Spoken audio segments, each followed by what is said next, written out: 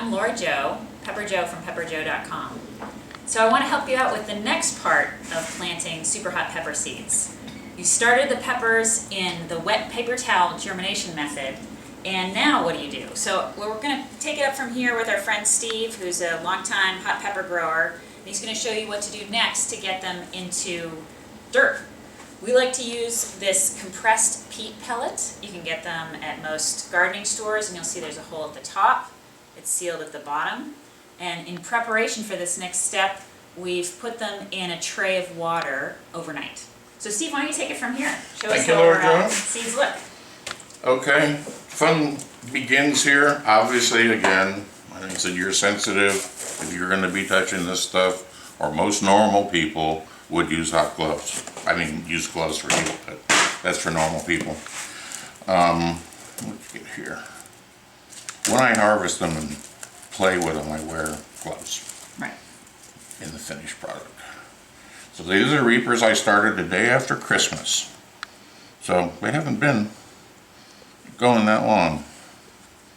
So this is about 9-10-day-old seeds. Yeah, which is, for reapers, is fast. Yeah. Now we're gonna make a little opening in here.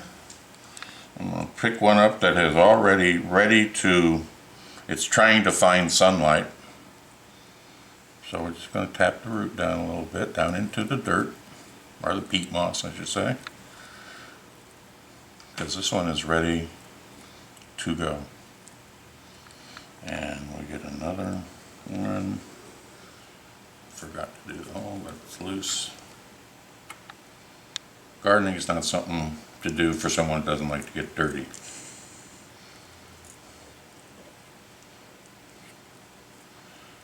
Okay. And leaving that green tip exposed is going to be good for these because, like I say, they've sprouted. They're looking for light to make food. And then we'll take one that just be easier. This, the little tail has sprouted on this one.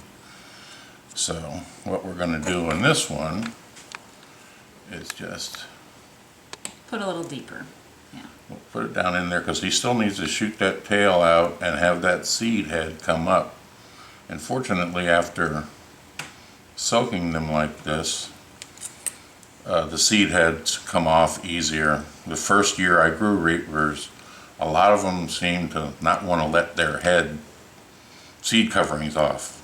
Avril, is that what it is? Mm-hmm. So anyway, then we go from here, standard landscaping tray. You see all the Walmart, Lowe's, all the garden centers, that's what they're sitting in.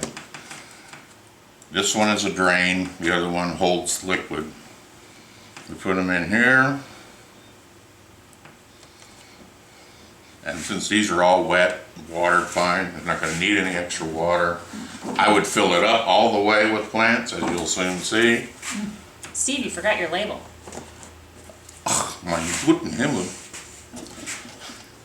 You have to figure out, I mean, you want to know what you're, go ahead and jam it down in there. Yeah. So sorry.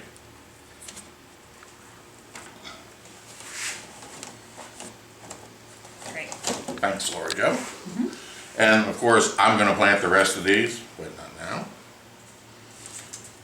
So the nice thing about this method is you've basically made your own little mini greenhouse. So it'll keep the moisture in there, and you're going to need to continue to water it. So you want to make sure that there's water on the bottom, and in most cases it'll probably be a daily watering. And since it's separated from the actual water on this tray, the seeds won't be sitting in moisture. They'll just be getting sufficient through the compressed peat pods. The other part you're going to need to do is set it up with some light. So you see what Steve has here.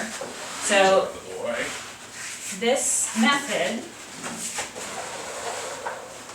gives light from the top. This is on a timer for about 14 hours a day. And then underneath, these nice little toasty heat lamps will give heat to the bottom of the tray. And these are just 60-watt bulbs. This is about as inexpensive as you can go. Some people, a little small in-the-house thing with lights and heat mats, that's great too. Yeah. I grow a lot of seeds, and I save money where I can. Right. So anyway, this would be full. Absolutely. So if you don't like this setup, another technique is a lizard or a reptile heat mat. We like this because it's cheap and efficient and it gets the job done. So you'll have that in there for a good month or so, and we'll pick up the story next with what to do once your seeds have sprouted.